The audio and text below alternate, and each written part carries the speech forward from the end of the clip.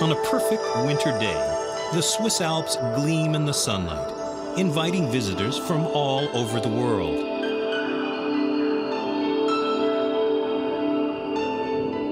But it's a dangerous beauty, a beauty that can lure you to your death, a beauty that hides weather that can turn on a dime, conditions that are explosive.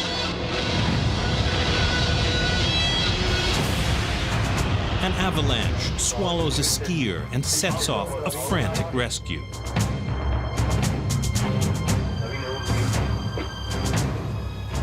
This time, it's too late, and another life is lost. In Switzerland alone, more than 300 people have died in avalanches in the last 12 years. But the Swiss are working hard to change that. 5-year-old Yukon is one of the world's best avalanche rescue dogs. His owner, Peter Sprecher, simulates a rescue twice a week to keep him in top form.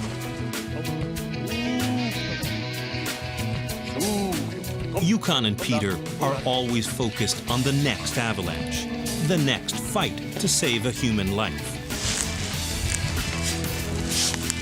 They practice with objects because Yukon only needs scent to find a victim. Each drill is realistic and tough, but Peter carefully avoids putting too much stress on his canine partner.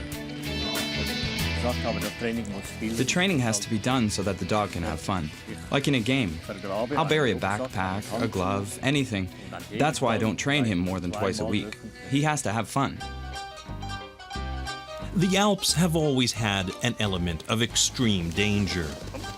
For centuries in the St. Bernard Pass, between Switzerland and Italy, travelers lost in snowstorms or buried by avalanches were rescued by dogs from the nearby monastery. But the St. Bernard was mixed with other breeds and became too large, too heavy, too long-haired to work in deep snow. The job has gone to lighter dogs like Yukon, an American-Canadian white shepherd. At 60 pounds, he's portable. That's important for their work. Yukon is in good physical condition. He has to keep his energy for the actual search. It can last up to an hour, and that's very hard. In the 4 years Yukon and Peter have worked together, they've been to 14 avalanche rescues. The race to save avalanche victims is seldom successful. Many of the snowboarders or skiers have gone off the trails into unstable snow. They may cause an avalanche, or it may be spontaneous. Either way, it's difficult and dangerous to find someone on an unmarked trail. Avalanche work isn't the only part of Yukon and Peter's day. Although we are responsible for the safety of the skiers on the main trails by making sure the trails are properly marked and delineated, our main goal is to save the victims of accidents. Each year in the Davos area there are up to 1,500 accidents, and our purpose is to get them to the hospital as quickly as possible. It's quite a challenging activity.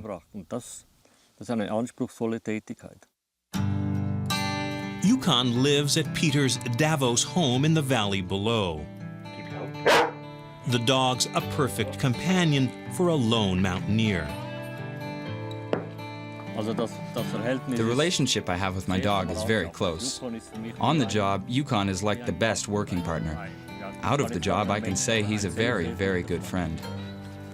We're always together, day and night. And if I go on holidays and I have to give him away for a week or so, I really don't like it.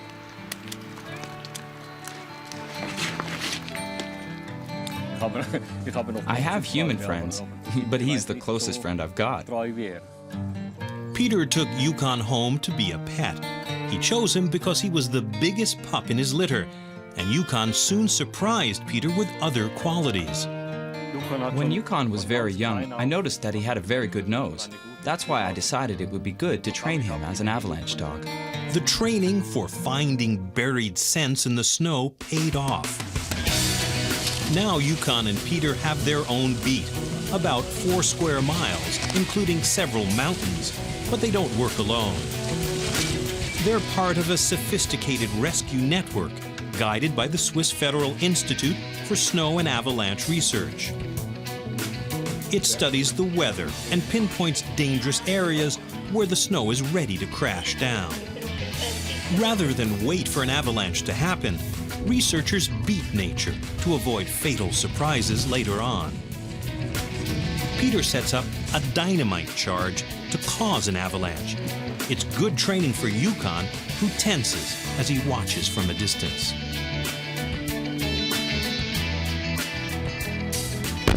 Yukon still hates the sound of the blasting. He used to hate the sound of helicopters, too. Exposure to the noise helped him overcome that fear, and now, when it's necessary, Yukon travels in the rescue helicopter. Everything Yukon knows was put to the test 3 years ago.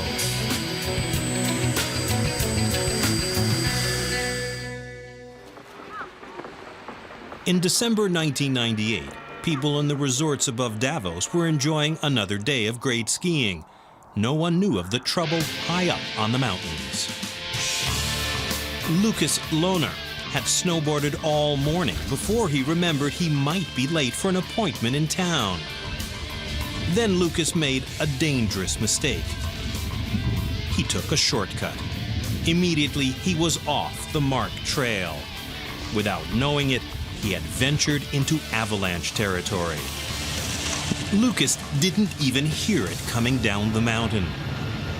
Suddenly, it felt as if the ground had been pulled up from under his feet. Lucas was sliding down the mountain on a huge boulder of snow. Only then did he realize this was an avalanche, and he was in it. Lucas remained conscious as he was pinned face down under almost 5 feet of snow. All that he could hear was his heart beating. Other skiers had seen Lucas go under, but 15 long minutes went by before the alert reached Peter and Yukon, and every additional minute that passed counted against the survival of Lucas. Peter knew only too well how most avalanche victims die of asphyxiation or hypothermia. After 30 minutes, chances of finding a victim alive go down to just 30%. And as Yukon and Peter hit the ground, those 30 minutes were already gone. When I was searching, all kinds of thoughts went through my head. Perhaps the mountain has claimed another life. Perhaps he has suffocated and died. Perhaps he's frozen to death. There's a big chance we won't find him alive. But then again, hopefully, perhaps he is still alive. Yukon sensed the urgency. Back and forth he went, sniffing. This time it wasn't for a backpack or a hidden mitt. This was for real. 35 minutes. 40 minutes. 45 minutes. 46 minutes. 47.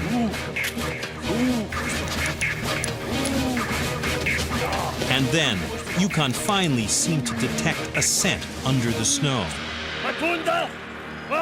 They had found Lucas, but almost 50 minutes had passed since the avalanche had buried Lucas. Peter had no illusions. Survival chances were low.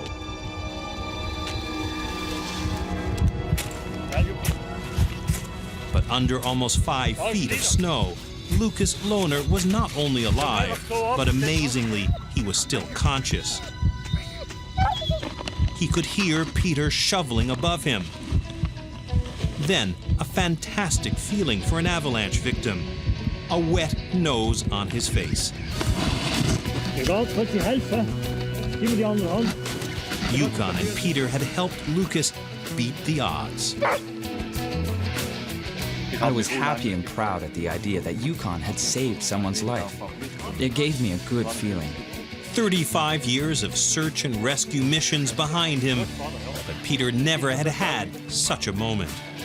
Yukon was a hero in the Swiss press, and Peter was his beaming partner. Yukon. But no one was happier than Lucas, the grateful survivor who still visits Yukon. I love this, sweetheart. For Peter, Yukon had always been a remarkable dog, worthy of his long years of training. But when he saved Lucas, Yukon became one of the few dogs in the world ever to dig out a living avalanche victim.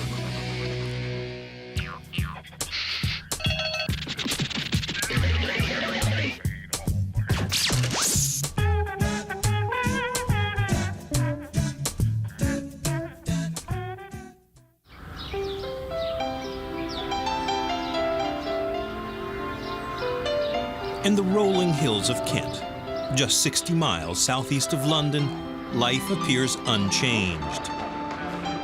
The clip-clop of a rider, the pack milling about the horses, waiting for the hunt. The wildlife on the run. Traditional tea is served, though this is anything but a traditional fox hunt. Nick Wheeler, the master of the hunt, is responsible for the restless hounds, all 42 of them. All the hounds get excited on meet days. It's their playtime. That's what they live for, is going hunting. So it's a big deal going off hunting. They really enjoy it. Biggles is one of Nick's favorite dogs. Well, obviously you have a soft spot for it, for a dog who's done very well. Biggles is a purebred, 100 pounds of bloodhound. And over 40 heavy hounds pursued by sharp-hooved horses and their riders is a problem. Foxes and other wildlife don't avoid fields planted with crops.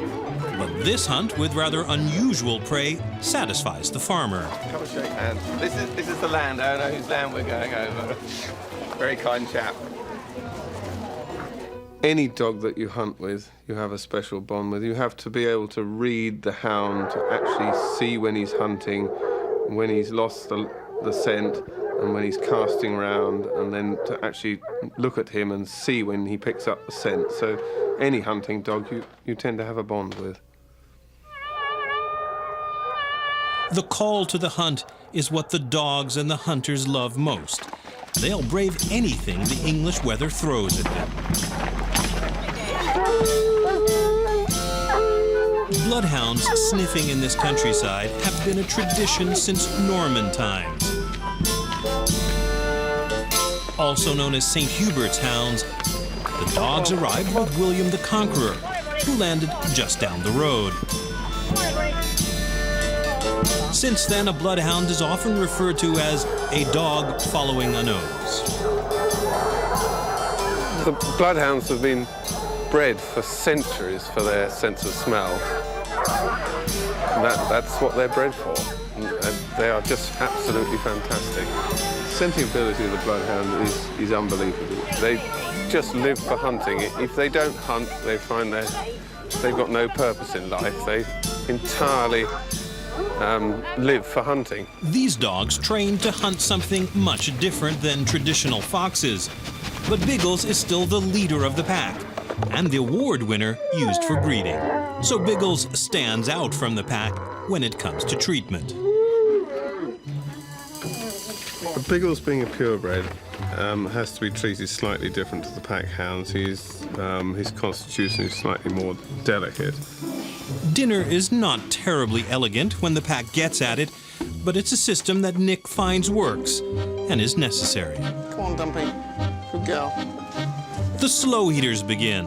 Then Nick calls their names in order of eating speed. Seaweed, Sunbeam, Flora, Tootsie, Roundtree, Softy, Chelsea. Equality is reinstated as Biggles exercises with the pack. But bedtime is different for him. Biggles gets to go inside the house. Stay. Although he's a better sniffer than Pet.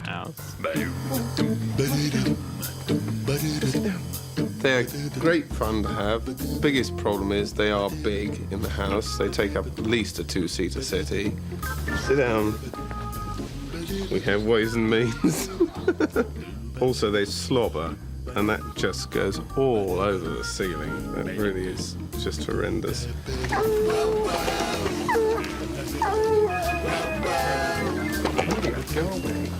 Their main thing in life is hunting.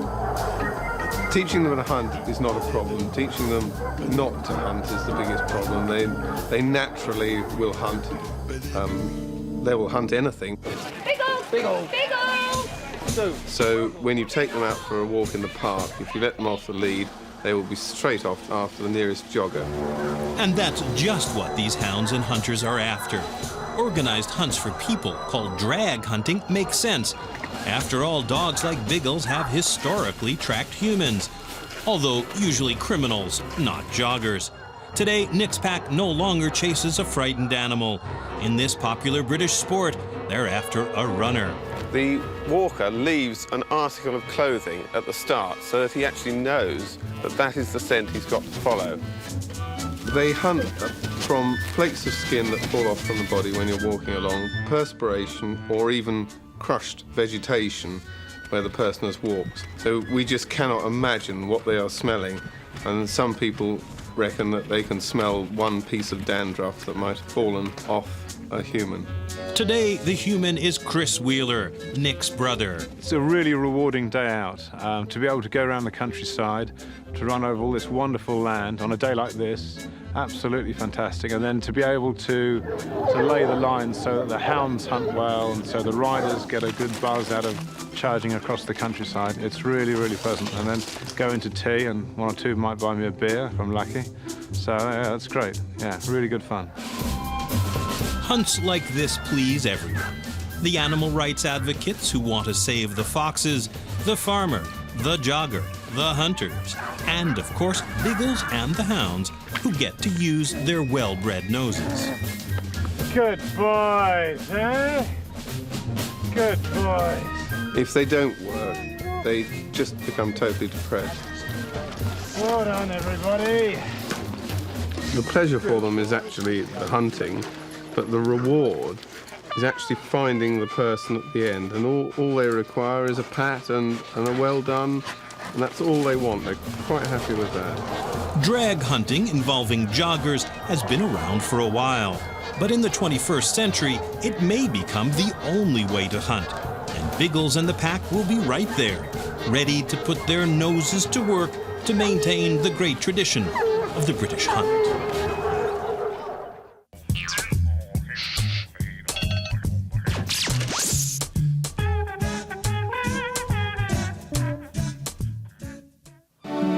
The Dells, one of the oldest resort areas in Wisconsin. Every summer, 500,000 tourists flock here to admire the natural rock formations along the Wisconsin River. And here comes Kodak, a 4-year-old German Shepherd. He's the newest employee of the Dells Boat Company. Kodak is training for his job of wowing tourists. At one stop along the boat tour, visitors get to glimpse an unusual sight overhead. Way up in the treetops, it's the jumping dogs of Stand Rock. The dogs are part of tradition at this rock formation made famous by photographer H.H. Bennett. Bennett was a photographer who worked almost exclusively in the Dells from the mid-1800s. When tourists saw the picture of his son jumping the chasm at Stand Rock, they soon arrived here in steamboats and tried the rock out for themselves.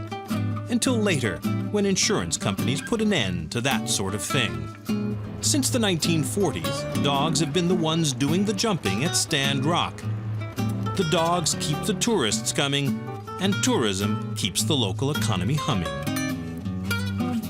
The gap is only 5 feet wide, but the 50-foot drop makes this jump a feat for daredevils. And some dogs are more daring than others.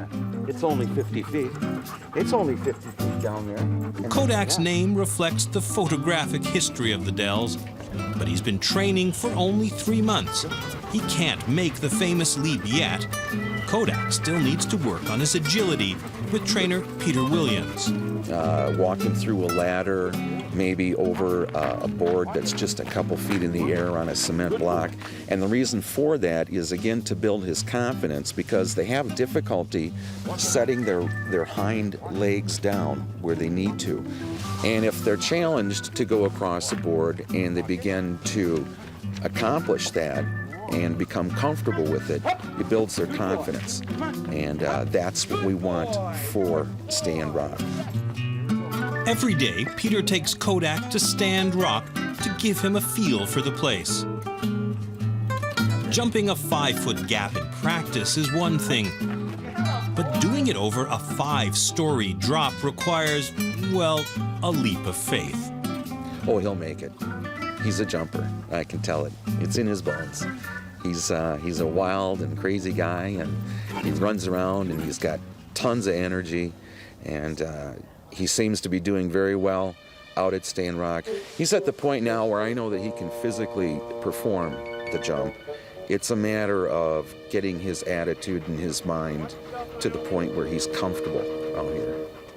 It's a new day, and Peter and Kodak head down to Stand Rock. Another boatload of tourists pulls in, and Peter's radio crackles to announce their arrival. QBT Kennel, the Juliet is at the dock. They're expecting a show. Will Kodak let them down? No way. He makes the leap, and Kodak joins the historic ranks of the jumping dogs of Stand Rock.